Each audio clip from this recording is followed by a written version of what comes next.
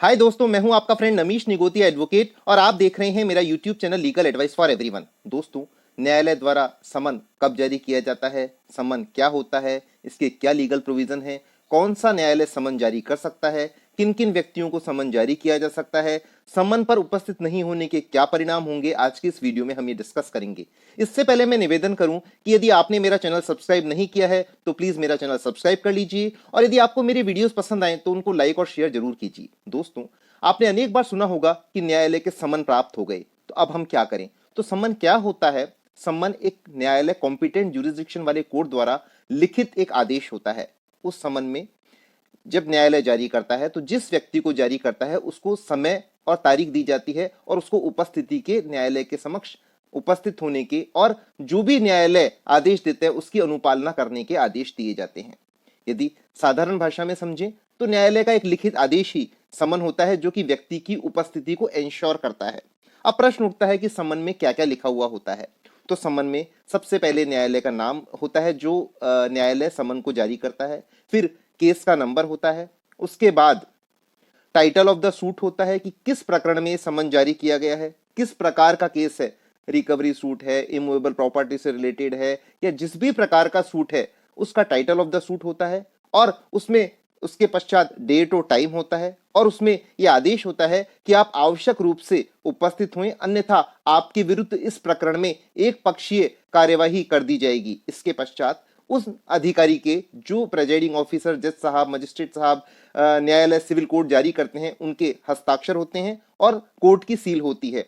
और अनेक बार यदि कोर्ट किसी ऑफिसर को अपॉइंट करते हैं, जैसे कि रीडर साहब हैं, पेशकार साहब हैं, तो उनके हस्ताक्षर से भी समन जारी किया जा सकता है। अब हम देखें कि समन के लीगल प्रोविजंस क्या है। तो दोस्तों, समन ऑर्डर 5 रूल 1 सीपीसी में बताया गया है समन्स के बारे में। तो मैं इस प्रोविजन को पढ़ना चाहूंगा।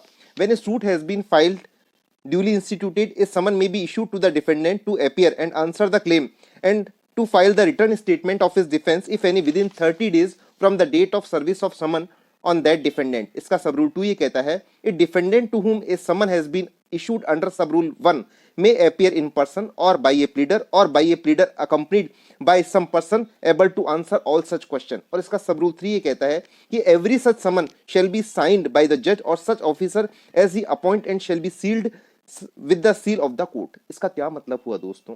सब रूल ऑर्डर 5 रूल 1 का मतलब यह हुआ कि जब कोई भी कार्यवाही संस्थित होती है, कोई वाद संस्थित होता है, तो न्यायालय द्वारा एक लिखित आदेश किसी व्यक्ति के को जारी किया जाता है, डिफेंडेंट को, और 30 दिन के भीतर भीतर उसको उस क्लेम का जवाब देना होता है।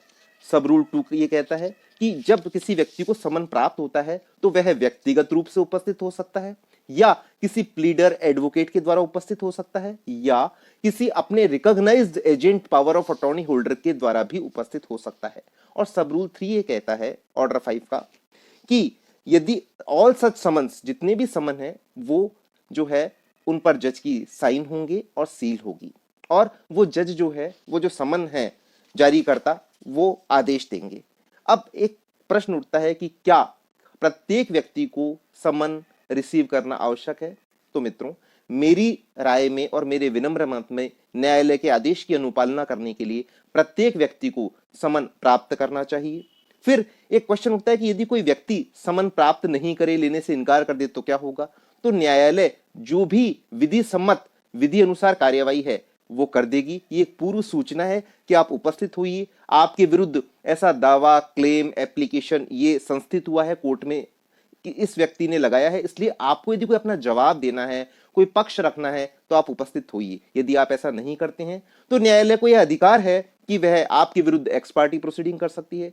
दावे का नतीजा आपके विरुद्ध भी हो सकता है, दावा डिग्री भी हो सकता है आपके विरुद्ध, और आपके विरुद्ध किसी भी प्रकार का जो कि वाद की विषय वस्तु है उसके संदर्भ में आदेश पारित हो सकता है। अब एक और क्वेश्चन उठता है, अनेक व्यक्ति खुद डिसीजन लेते हैं कि नहीं, इस केस में तो हमारे अगेंस्ट में कुछ भी नहीं है, हमने तो कुछ किया ही नहीं है, तो हम क्यों कोर्ट में जाएं? तो नहीं, जब एक बार माननीय न्यायालय ने समन जारी कर दिया है तो माननीय न्यायालय के आदेश की अनुपालना करने के क्रम में आपको अवश्य जाकर कोर्ट में आपका जवाब देना है। यदि आपने कुछ भी नहीं किया है और ऐसा लगता है कि किसी व्यक्ति ने आपके विरुद्ध झूठा क्लेम कर दिया, तो भी कोर्ट को जाकर के आपको यह प्रक्रिया अनुसार रिटर्न स्टेटमेंट देकर के बताना है कि हमने कोई कार्य इस प्रकार का नहीं किया है, ये पूरा झूठा क्लेम है और इसके क्लेम को खारिज किया जाए। लेकिन सम्मन की पालना करके आपको माननीय न्यायालय के समक्ष अवश्य उपस्थित होना चाहिए।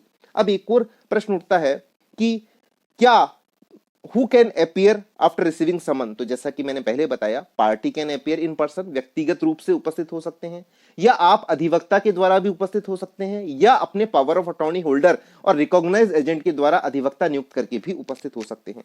अब एक बड़ा इंपॉर्टेंट प्रश्न उठता है कि क्या कोर्ट किसी भी व्यक्ति को सम्मन जारी कर सकती है? तो जी हाँ, हिंदुस्तान में रहने वाले किसी भी व्यक्ति को कॉम्पिटेंट ज्यूरिसडिक्शन वाली कोर्ट सम्मन जारी कर सकती है, लेकिन इसके कुछ अपवाद या एक्सेप्शन हैं।